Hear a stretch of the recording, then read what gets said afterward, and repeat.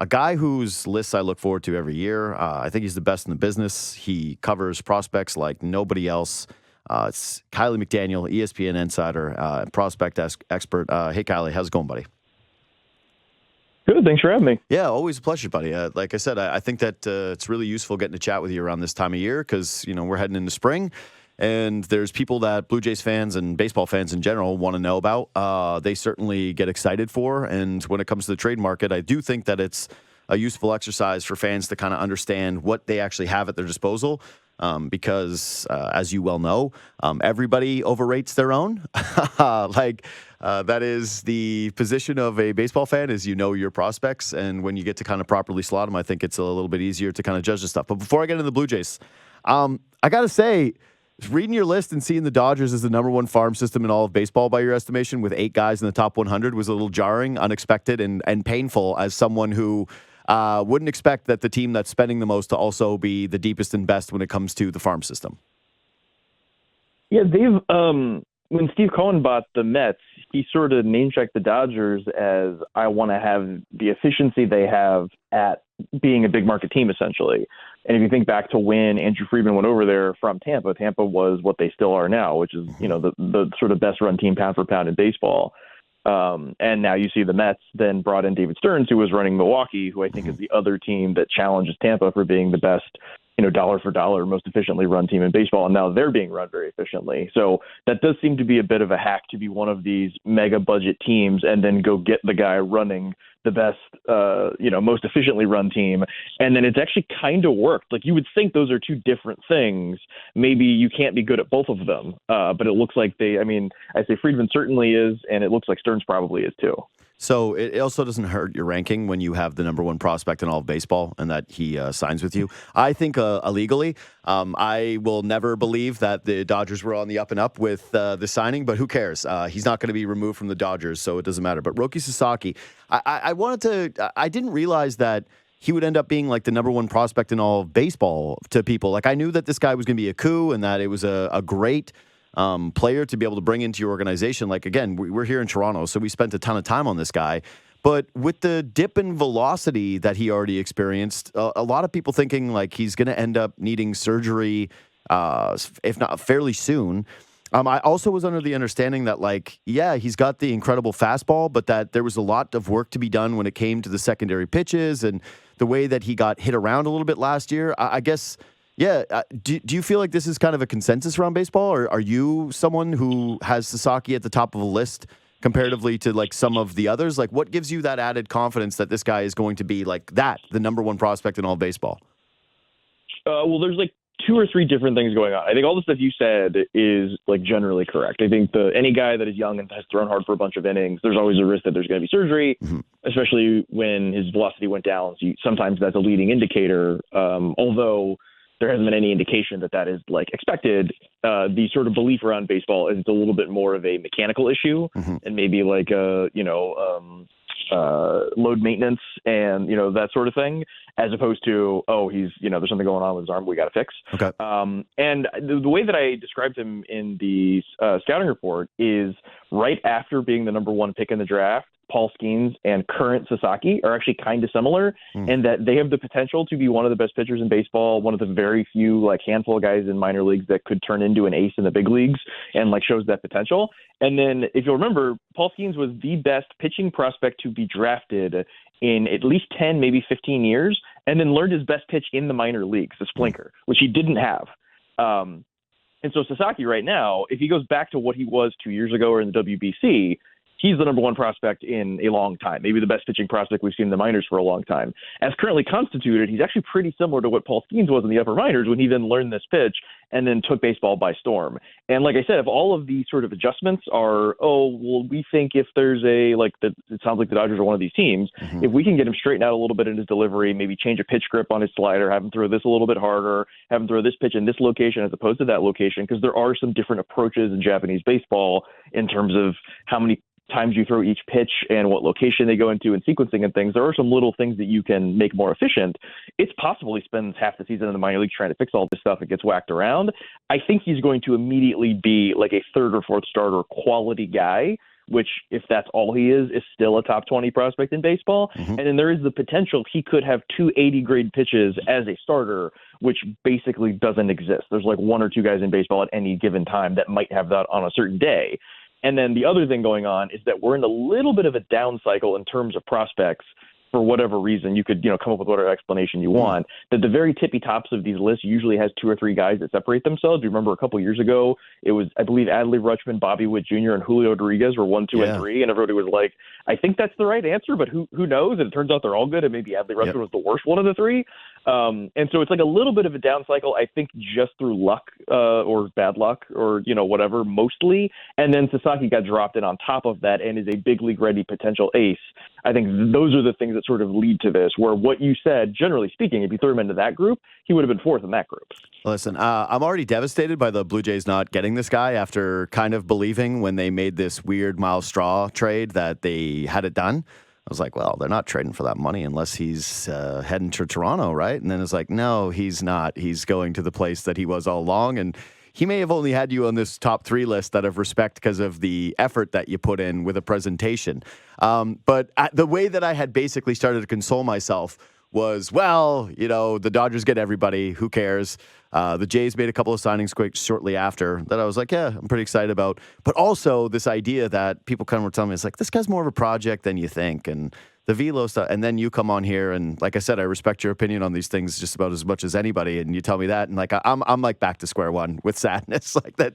I regret this. Well, I mean, he's not as good as Corbin Burns is going to be this year. Like, he is more of a project than those guys. He's just also a lot cheaper. Yeah, it's good. That's totally fine. Anyways, you know what doesn't make me feel great either in terms of this segment is that you're talking about it being a down cycle, and yet in your top 200, you have the Jays with 5 prospects. And in your top 100, there's 3 of those guys. But, yeah, it starts at 69, then it's 89 and 98. And so let's start with this. I need something. Let's start with a little bit more positive because I need it right now. Which one of these guys do you see making the biggest leap? Obviously, it's not going to be Tiedemann at 89 because, he's not going to be playing. So I guess this gets whittled down to 4. Which one of these 4 guys do you have the highest confidence in can actually make a leap on your list this year? Well, in irrelevance, I would just imagine we'll lose his eligibility by the middle of the season. Yeah. So I don't think he's really a candidate to move up either. And I would also say Jake Bloss is a pretty good shot that at this point next year he's not on the list either. So that tells you that at this point next season, Nimmala, the top guy, and then Tiedemann, who won't pitch this year, they'll probably be 1 and 2 again. Tiedemann basically can't move because he's not going to pitch, like you said. Nimmala is really interesting because I saw him really early in the season last year. And if you go look at his numbers, he was really bad in the first half of the season and then was like amazingly good in the second half of the season. And there were swing adjustments and pitch selection and, all kinds of things changed. You can kind of see what he did and what happened. And that was sort of the concern with Arjun Nimmala coming into the draft, which was, there's the chance he could be a shortstop that hits 30 home runs, but he also might be like a 230 hitter that isn't a shortstop that then can't get to his power and just sort of, fizzles in the minors. Like, you could easily see both of those from the beginning. And what happened was that his first pro season in low A, he did both of those. He saw everything. And then the good version was in the second half after being on the development list and kind of making those adjustments. And so the sort of math here is he got better and hit for power and did all the stuff you wanted to see when he got more aggressive and swung at more pitches, which at low A is at some level where like he has standout physical tools. So you can kind of bully younger pitchers that can't really nibble and throw a slider off the plate and then throw a fastball up and in. Like, you just don't see those sequences in those locations. So that's the question with him is he going to be able to make those adjustments as you keep moving up? But again, that potential is he could be like a dude. And then because of his heritage, like he could be a guy that like gets TV rights sold in India. Like the impact in like the game of baseball could be enormous if he turns into this guy, but it's also not really fair to put all that stuff on him. But that's the upside if it all comes together. Whereas Jake Bloss, I think, is going to be, third starter if it goes well, fourth, fifth starter if it doesn't go as well. And then I would say Trey Savage would be the other guy to keep an eye on, that he had a punctured lung at the end of his college season. It looked like he was going to go somewhere 8th to 10th in the draft. He ended up going about 10 picks later to the Jays.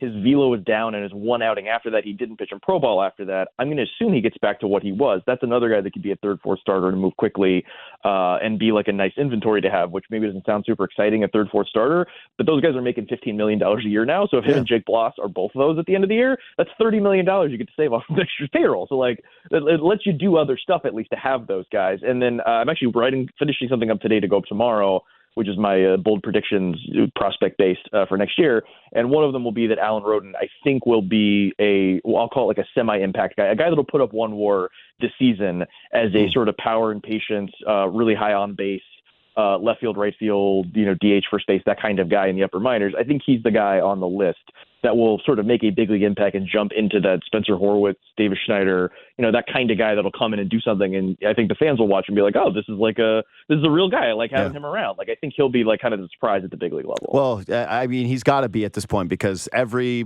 person that's spoken to me about the Blue Jays farm system is always like, well, Alan Roden's on the outside of this thing. He's going to be like a guy. And you're like, okay, we're year 2 now of Alan Roden is going to be the outside shot guy to end up impacting the Blue Jays. It's great the point you make about the starters and what they could end up getting paid. And even if their ceilings aren't as number 1, 2 guys, we're given where the Blue Jays are at in terms of the age of their starting pitchers. They just gave Max Scherzer a contract. They have Chris Bassett. They have Kevin Gausman. They have Jose Barrios. Like, it's an older pitching staff. They need to be able to hit on a couple of these guys. So, even if these two turn into major leaguers at this point, like, that's a massive coup for their flexibility moving forward. But I want to dig in on Nimmala for a second here because, you mentioned, like, he could become a shortstop who hits 30 home runs, and that's like a high ceiling play, right? That's like a franchise cornerstone play. And that's something that, frankly, Blue Jays fans, I think, really want to hear about at this point because if Vladdy ends up walking in free agency and Bo does the same, like, this organization doesn't really have a sign of hope when it comes to the next guy within the organization, except for this, like, I think he's still 19, right, Nimmala? Like, is he 19? I believe so, yeah. Yeah, like, he's young. He's real young. So I guess the first question with this guy is, you mentioned it, if he has a second half if he has a full season like the second half that he put together, that he'll probably jump up this list. He becomes a far more intriguing prospect.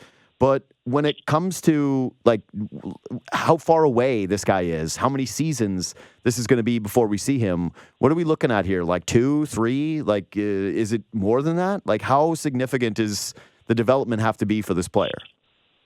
Yeah, part of the reason that he was a first-round pick is he had that potential, and he was a year younger than everyone else in his class. So he was basically the age of guys that should have gone in the draft last season and then played in rookie ball. Mm-hmm. He was playing in low A and had been in the draft before. So because of, like, his age and then the concern about is he going to be able to make those adjustments at each level, it's probably going to be a slower, like, one level a year guy. So, like, he's probably going to play in high A.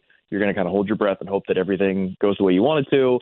And then the next year he goes to double A. And then if he's really demolishing maybe the end of that season, he then is a conversation. He also doesn't need to be added to the 40-man until after the 27 season. So I would say 2 full seasons in the minors, and then he's, like, in the conversation if he can continue doing that at the upper levels. The other thing I would throw at you is if I'm just looking at the, like, top 10, 15, that's, by the way, the Blue Jays top 10 came out on ESPN.com today. Yeah. But if you look at, like, the scope of the entire list, of the top, I published 10. I'm looking at 14. There are 1, 2, 3, 4, 5, 6, 7, 8, 9 of those 14 are potential big league starting pitchers. That seems to be something they're aiming toward in addressing what you referenced, which is the entire rotation, except for Bowden Francis is at least 30 years old. I think they see that, and also the free agent market for free agent starting pitchers as being an issue. And so we need to make internal starting pitching, which every team sort of feels that way, but not often are they acting in that way. Mm-hmm. And so you see, like, Josh Kasevich and Roden as, like, potential low-end regulars, like, nice guys to have.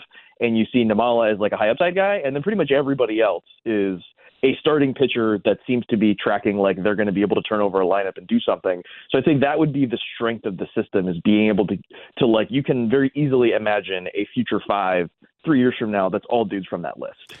That's also been the criticism of this system, though, right? Of this front office, is that they often have targeted guys who don't have the highest of ceilings, but have higher floors, and have still missed on some of those dudes with the higher floor. And that when we're talking about, like, those types of players, like, it seems like there's going to be a continuation of that, at least for a little while. I do wonder if you've heard anything about their willingness to depart from that strategy, or if that's going to be kind of the core way that they move forward.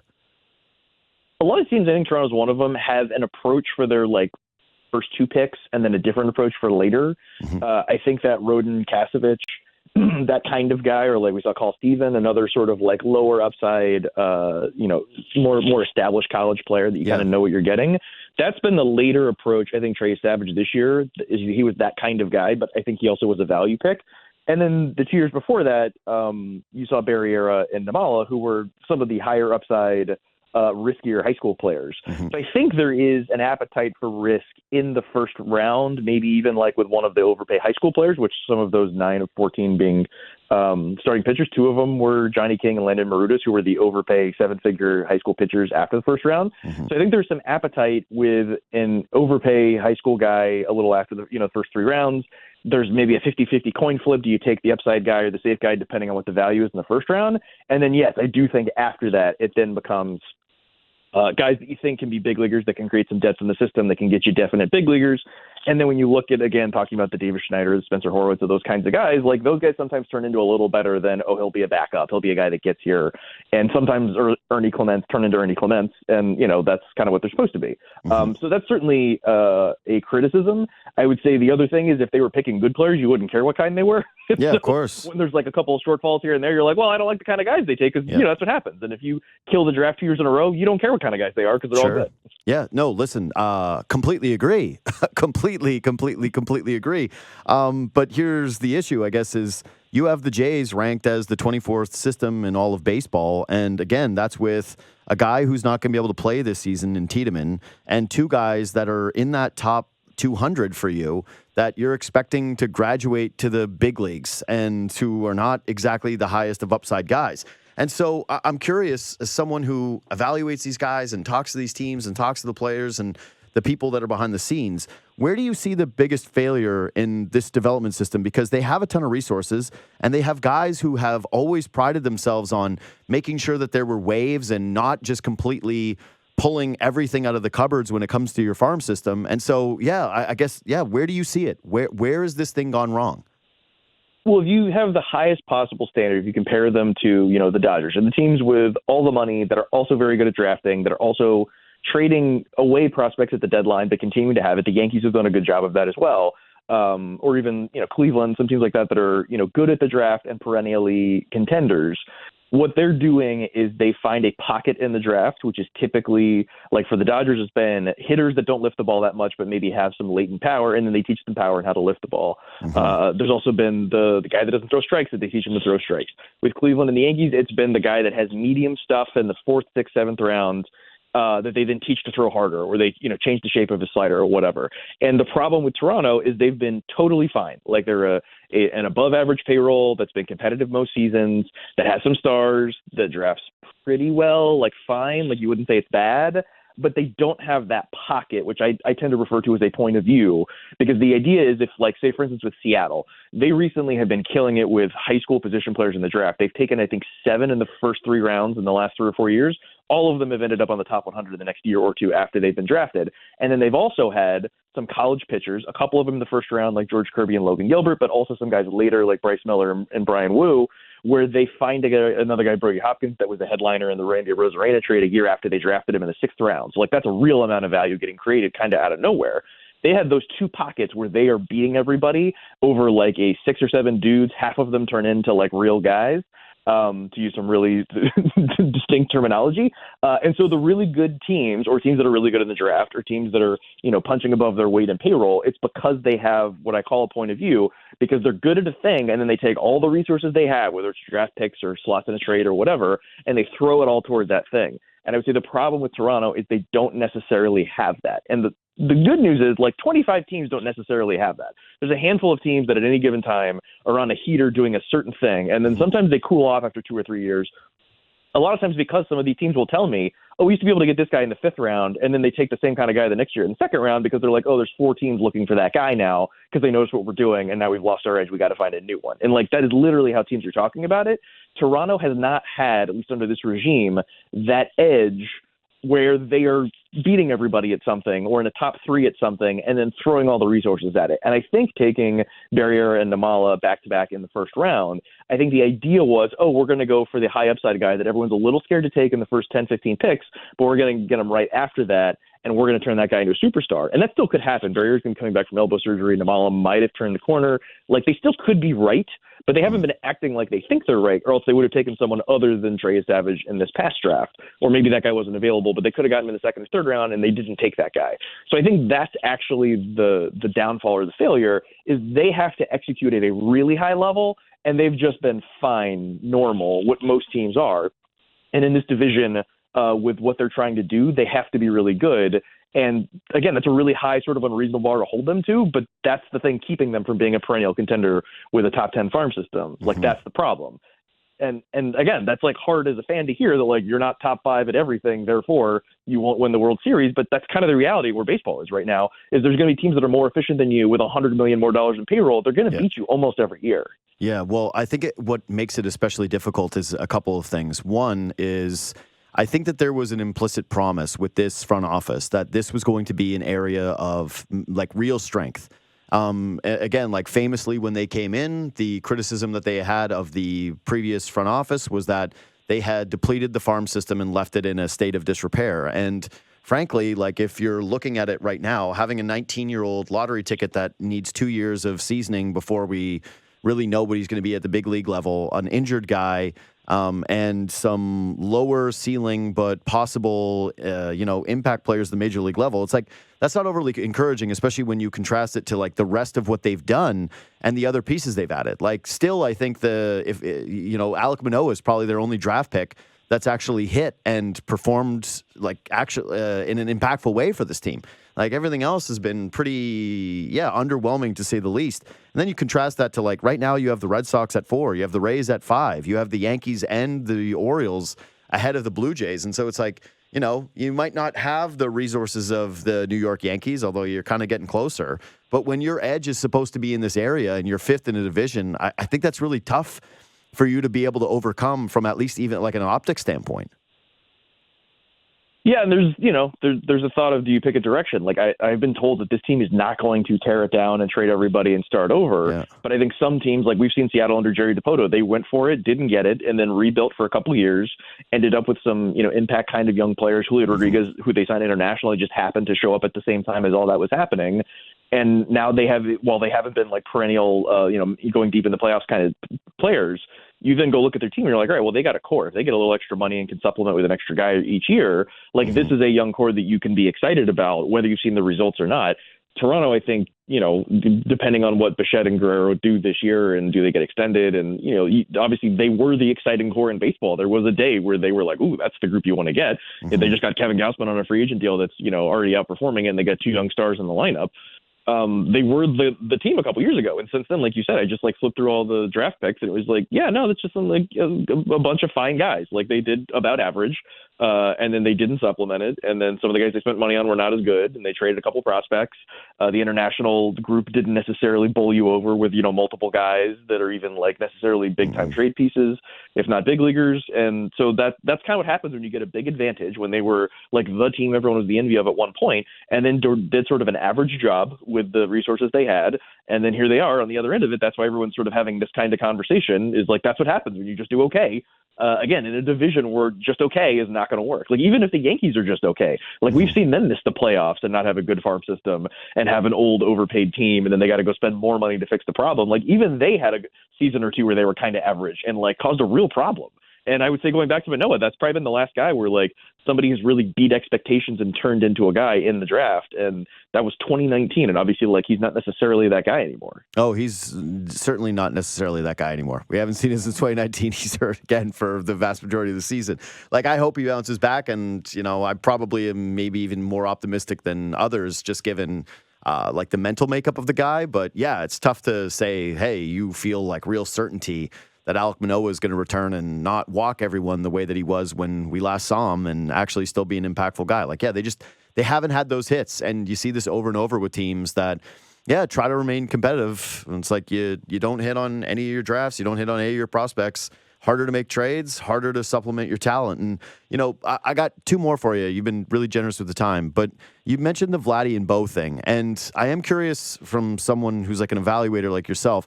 The Jays are, apparently trying to get things done with Vladdy right now. They're making a more aggressive push ahead of spring training, whether or not that works out or not, whatever. But I think that part of the reluctance in terms of them even getting to this point is that they've evaluated this guy as someone that you don't necessarily want to make the biggest bet on. It actually kind of reminds me a little bit of like what's been going on with Luka Doncic right now, where they move Luka Doncic. They're like, we don't want to be in the business with this guy on a supermax. Now the Blue Jays, seemingly are shifting their idea with that, but could have had this guy on a friendlier deal earlier and now are kind of working backwards. Do you think Vladdy, like how much does he scare you, I guess, in terms of giving a big contract to and buying into the age 30 seasons? Like, is it as much of a concern to you as it seems to be, at least it used to be to them?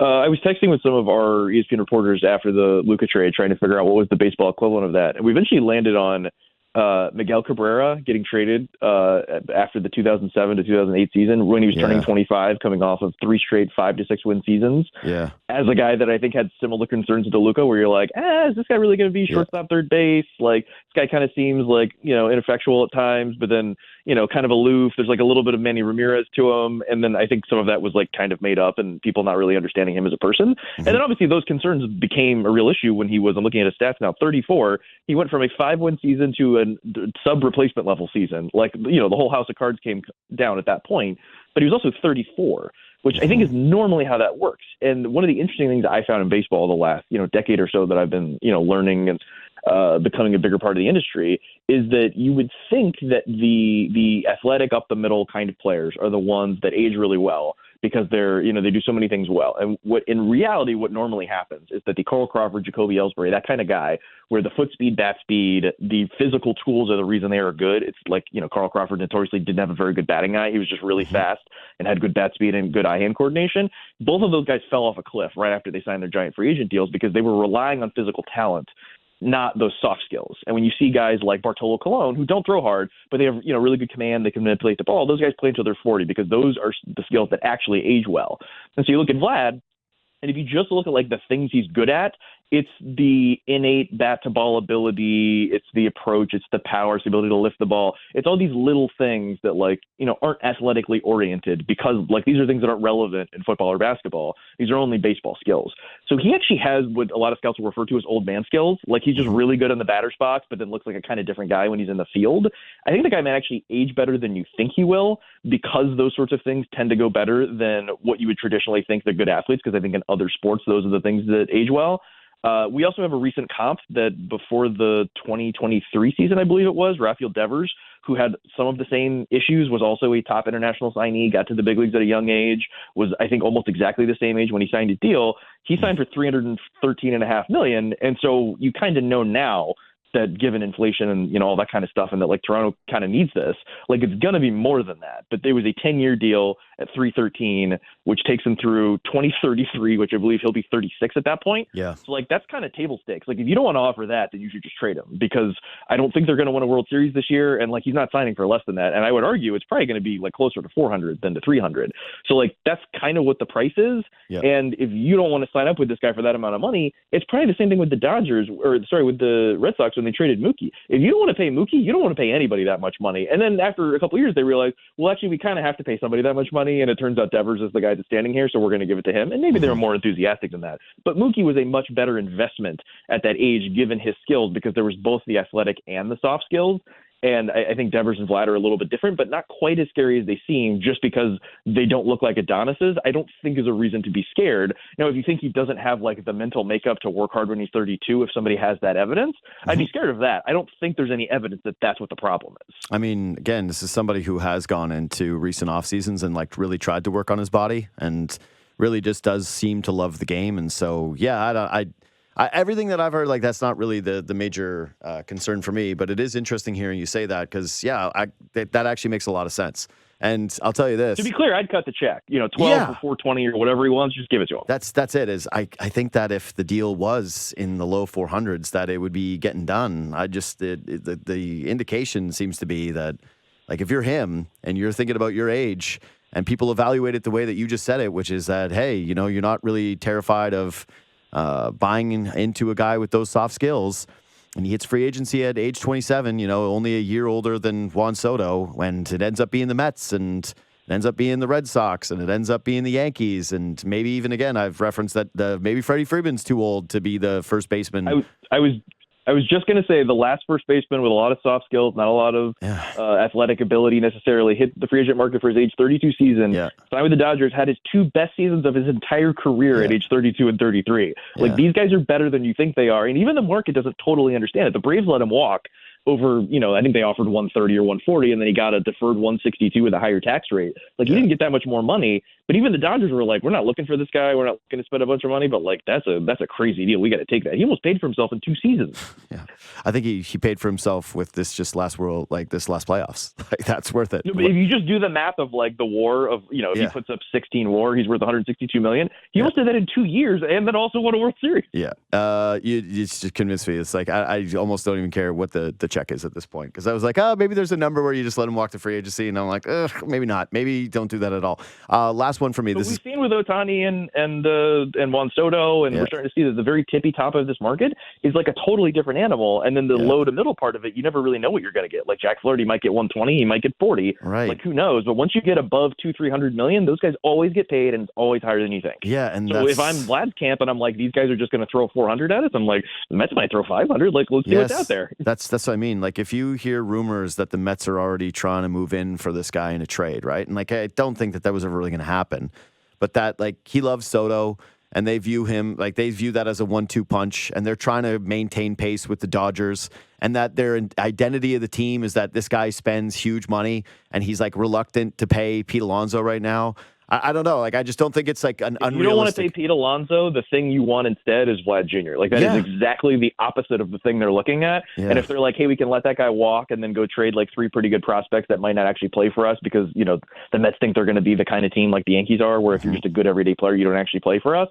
They got a bunch of dudes in AA and AAA and that are trying to find a spot in the big leagues. Like, they could trade 4 of those guys, no problem, and they can give them the extension. Yeah. Like, that actually fits what they're trying to do well and would be a real sort of spit in Scott Boris's face, where it's like, you're trying to give us the old version of this guy. We want the young version of this guy. Yeah. And that's, again, the fear that I have going into next offseason, if you don't get this done now, is that if you're bidding against Steve Cohen, I don't see how it's any different than what just happened with Soto, which is, hey, he's going to go eventually outbid you. Like, we did this whole song and dance with Soto of like, well, maybe this team's actually a little bit more in on it. And hey, actually, it turns out the Blue Jays are more, don't sleep on them. And at the end of the day, it's like it played out exactly like you thought it was. And that's sort of the rule for these things, I think, in general, is like, even with Sasaki, like, we let ourselves sort of believe, hey, Sasaki, maybe he's going to, and it's like, no, he ended up with the Dodgers, where he was kind of expected to go all along. And I think if Vladdy hit free agency, I think the common consensus would be the Jays had their shot, and now the Mets are going to come over the top with any bid, and they want to pair him with Soto, and they want that to be the future, and that's a nightmare. So, God, again, I started with a lot of negative stuff. I was trying to kind of build Arjun a case. Nimala. Think about Arjun Nimala. Yeah, that's 3 years from now. It's like a Bruno Caboclo promise that we got. He's 2 years away from being 2 years away. Get ready. Buy your season tickets now. Kiley, thanks as always for the time, man. Again, it's always a pleasure getting to pick your brain, and I appreciate you making the time. I'd love to come back on when the Jays are like 27-4, and we got to talk about like, how did this happen? Oh my gosh, everything's going great. But I have a feeling that's not going to be the conditions with which I'm called again. Okay. I'll do my best to make it a little bit more sunny next time. Thanks, man. Talk to you soon.